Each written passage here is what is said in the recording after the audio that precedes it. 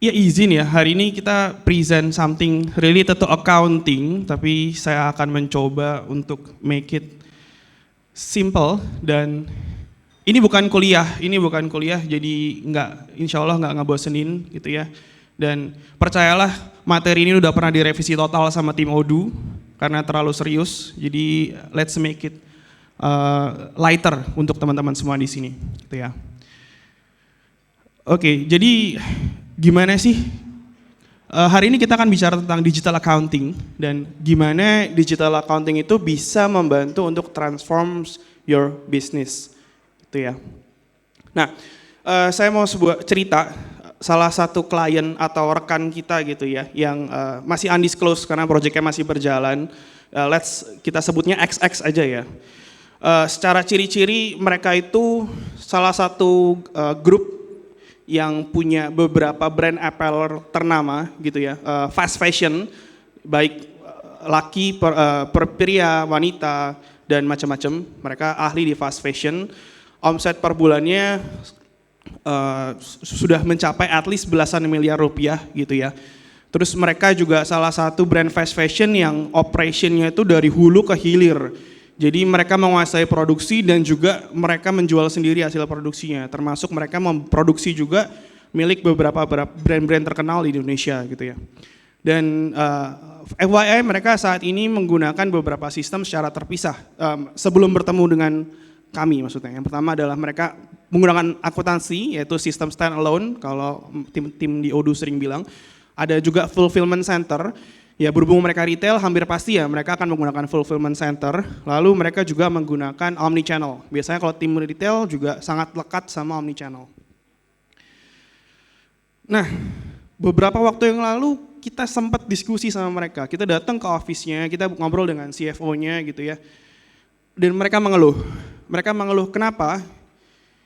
Yang pertama mereka bilang kita, gile bro marketing gue boncos gitu ya.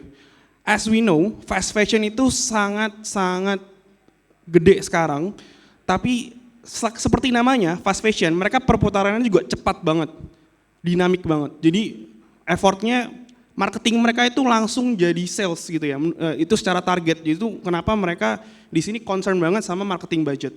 Nah, jadi ceritanya mereka sudah melakukan active marketing untuk push sales selama beberapa minggu gitu ya. Terus sayangnya mereka masih melakukan rekap laporan keuangan secara manual oleh tim finance-nya gitu dan it takes time. Menurut mereka it takes time, butuh beberapa waktu. Dan ternyata ketika direkap beberapa minggu kemudian, jadi lucunya misalkan mereka marketingnya minggu ini, mereka baru bisa dapat datanya dari tim finance itu 4 minggu kemudian. Ternyata marketingnya boncos gitu ya, jadi nggak menghasilkan, nggak convert jadi sales buat mereka. Nah, pertanyaannya kok bisa lu taunya belakangan bro gitu. Itu pertanyaan yang pertama kali kita tanyakan ke dia. Jadi setelah dia cerita kita bisa simpulkan kasus seperti ini gitu ya. Aplikasi accounting yang sekarang tidak bisa akomodir laporan untuk multi account. Terus data keuangannya tersimpan tapi rata-rata untuk laporan keuangan mereka harus konsolidasi manual. Nah, dan mereka punya beberapa brand itu yang harus dikonsolidasi. Akhirnya butuh waktu untuk bisa meng-closing laporan-laporan tersebut. Sementara waktu yang tadi digunakan untuk menghitung laporan, itu effort marketingnya tetap harus running, tetap harus jalan. Jadi mereka tetap harus bakar duit untuk marketing gitu ya. Laporan tidak real time gitu ya. Dan akhirnya setelah terbaca, target mereka ROI, ROH atau apapun itu tidak tercapai. Jadi selama ini mereka melakukan effort marketing, mereka baru tahu kalau ternyata marketing effort yang mereka lakukan itu sudah tidak cukup efektif untuk menghasilkan sales buat mereka. Ataupun effort yang mereka lakukan itu tidak cukup efektif untuk menambah volume sales yang sudah mereka rencanakan gitu ya. Nah itu yang kita sebut sebenarnya adalah modern retail problem gitu ya. Dan kalau kita tarik itu nanti mereka akan jadi modern accounting problem, yaitu memang accounting problem yang muncul belakangan ini aja. Karena memang kebutuhan sales yang sangat rapid gitu ya. Mereka sekarang jualan online segala macam, itu perputarannya cepat banget. Akhirnya ya ini mereka ketemu namanya modern accounting problems. And modern accounting problems of course need modern problem solutions, modern solutions gitu ya. Nah, kita di Arkana kemarin berdiskusi dan akhirnya kita putuskan ada dua side nih dari modern accounting problems. Yang pertama adalah the core problems, yang kedua adalah the follow-up problems, yaitu problems yang muncul setelah kita mengimplementasikan yang core tadi ya, mengimplementasikan solusi-solusi untuk yang core problems tadi. Yang pertama, banyaknya kegiatan akunting yang dilakukan secara manual dan itu non-system tentunya gitu ya. Nah itu apa solusinya? Solusinya adalah the need for accounting automation gitu ya. Yang kedua adalah banyaknya data point yang digunakan dalam proses bisnis. Nah ini contohnya kayak kita kalau kita melakukan penjualan itu sales channelnya banyak banget. Ada yang di Shopee, Tokopedia, ada yang di Blibli, Bukalapak dan macam-macam. Ada juga yang di toko, ada juga yang di e-commerce milik sendiri, ada juga yang di social media, Instagram, TikTok dan segala macam. Nah itu kan channelnya banyak banget gitu ya. Data pointnya sekarang tuh jadi banyak dan itulah modern accounting problems dan solusinya memang the need for integration buat teman-teman yang memang di retail. Ini contoh kita kasus di retail gitu ya. Tentunya nanti the need for integration ini bisa digunakan nggak cuma di retail tapi dimanapun juga.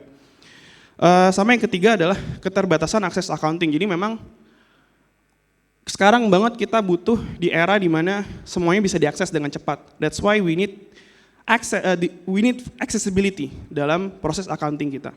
Nah, setelah ini kita lakukan, biasanya nanti akan muncul the follow-up problems, yaitu resiko setelah semuanya go digital, adanya serangan cyber. Nah, di situ kita ngomongin tentang IT security gitu ya. Setelah semuanya diautomasi, diintegrasi, datanya jadi banyak. Disitulah jadi concern tentang performance. Disitulah kita nanti akan muncul solusi the need for speed. Kita bahas dulu dari yang the need for automation gitu ya.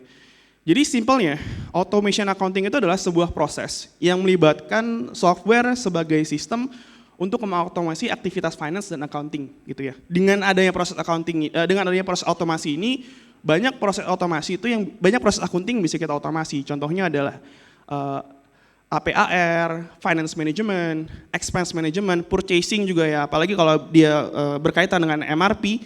Banyak banget yang nanti orang bilang si raw materialnya bisa langsung kebeli sendiri gitu ya dengan sistem otomasi accounting ini gitu contoh. Dan payroll dan berbagai macam lagi itu tidak terbatas di 6 ini ya. Dan sebenarnya contohnya masih banyak lagi. Nah ini sedikit gambaran aja, ini contoh, ini sangat-sangat simple. Ini use case-nya adalah di account receivable atau AR gitu ya. Sebelum kita menggunakan AR automation itu ketika sales team meng-issue sales order, bisa jadi nanti yang memproses invoice dan at least payment reminder ke klien itu lebih dari satu orang gitu ya. Nah gimana kalau ternyata kliennya banyak? Nah tentunya koordinasi ini akan sangat makan waktu gitu ya. Baru nanti setelah itu manually mereka kirim ke customer-nya masing-masing gitu. Sementara kalau misalkan kita bisa trigger AR automation gitu ya, account receivable automation, begitu nanti masuk ke sistem sales ordernya within the system of the company itu sendiri gitu ya. Tentunya dengan trigger-trigger yang sudah kita set, instead of banyak PIC-nya bisa kita minimalisir gitu ya. Mungkin hanya satu orang aja, cuman sistemnya itu bisa mengenerate langsung otomatis invoice, payment, dan reminder yang juga bisa di-set untuk dikirim secara otomatis ke customer sebagai reminder gitu ya. Nah itu salah satu contoh. Oke, nah kira-kira outputnya apa sih setelah kita melakukan automation ini? Yang pertama tentunya data bisa kita proses secara real time gitu ya, analisanya bisa lebih komprehensif. Yang ketiga volume data yang kita proses bisa lebih besar. Yang keempat adalah data yang kita hasilkan biasanya jadi lebih akurat gitu ya, karena memang langsung ditarik dari sistem, minimalisir involvement dari human error di situ. Dan selanjutnya kita akan bahas tentang the need for integration. Jadi apa sih integrated accounting? Yaitu sistem yang menggabungkan beberapa fungsi dan fitur accounting primer ke dalam satu aplikasi. Nah simpelnya, sistem ini akan mengintegrasikan beberapa proses accounting yang kemudian nanti akan memudahkan akses CPIC untuk bisa mengakses beberapa akun sekaligus, kurang lebih seperti itu ya. Nah, ini contohnya misalkan before after dari dua implementasi yang kita paling sering temukan, yaitu market dan e-commerce integration dan yang kedua banking integration. Contoh, misalkan kita ngomongin rekap AR di marketplace atau sales dari e-commerce integration yang tadinya manual, begitu kita integrasikan setiap channelnya gitu ya, kita integrasikan pantauan penjualan itu jadi real time. Dan akhirnya kalau dia tergabung dengan journal account-nya, dia akan bisa, AR-nya akan bisa terupdate secara otomatis. Gitu. Jadi tim accounting bisa langsung tahu kira-kira berapa sih nilai AR mereka sekarang ini gitu ya. Nah, yang kedua adalah banking integration. Jadi ini umum ya, jadi banyak banget sekarang pengguna sistem itu juga mengintegrasikan sistemnya dengan banking-banking yang ada di Indonesia, termasuk salah satunya Odoo juga memulai dengan beberapa banking nasional. Misalkan contoh, salah satu action yang bisa kita trigger, contoh yang tadinya ketika kita belum ada banking integration, register payment itu harus kita lakukan secara manual gitu ya, setelah ada transaksi kita baca, dapat note-nya, baru kita register payment. Nah, kalau dia menggunakan integration tentunya bisa auto terregister. Dan yang kedua adalah rekonsiliasi invoice yang masuk itu biasanya kita lakukan manual. Tapi kalau bankingnya sudah terintegrasi dan dia sudah terbaca dan mutasi itu bisa kita tarik secara auto, itu dia memungkinkan proses rekonsiliasi invoice payment secara auto juga. Gitu. Nah itu bayangkan beberapa akun yang beberapa waktu yang bisa kita save untuk melakukan rekonsiliasi proses ini, gitu ya. Outputnya secara the need for integration yang pertama adalah real time data update dan tentunya data error minimize juga gitu ya. Proses jadi jauh lebih efisien dan data yang dihasilkan bisa lebih akurat juga ketika kita membuat sebuah laporan. Lalu the need for accessibility. Nah ini kalau accessibility biasanya kita akan dekatkan ke implementasi cloud accounting. Nah sebenarnya secara fungsi ini sebenarnya software pada umumnya ya, dimana kalau software dulu software accounting itu mostly adalah software-software yang menggunakan desktop base gitu ya. Jadi dia hanya terpaku di satu local server saja gitu ya. Cuman setelah maraknya cloud accounting ini memang akhirnya banyak orang yang beralih menggunakan sistem cloud ini. Tentunya ya kalau kita bandingkan dengan accessibility jauh banget ya. Ketika kita ngomongin desktop accounting ya aksesnya terbatas, semuanya PIC menggunakan PIC accounting aja. Kalau BOD-nya minta report, usernya mau submit report, itu harus melalui satu orang PIC. Kalau dia menggunakan jasa CPA yang dia butuh akses ke accountingnya, dia juga harus lewat si financial accounting PIC ini gitu ya. Cuman kalau misalkan kita menggunakan cloud accounting system, tentunya ini bisa memudahkan kita di banyak tempat. Contohnya kita bisa bikin akses itu untuk khusus beberapa page untuk BOD, khusus beberapa page lain itu untuk user-user yang lain yang membutuhkan gitu ya. Dan CPA kita juga bisa langsung akses ke sistem kita dengan izin kita tentunya ya, dan tidak perlu banyak interaksi dengan pihak dari finance and accounting PIC. Tentunya secara output ya easy to access, terus aksesnya juga bisa lebih real time, dan in many cases dia API ready, jadi juga menunjang tadi yang integration.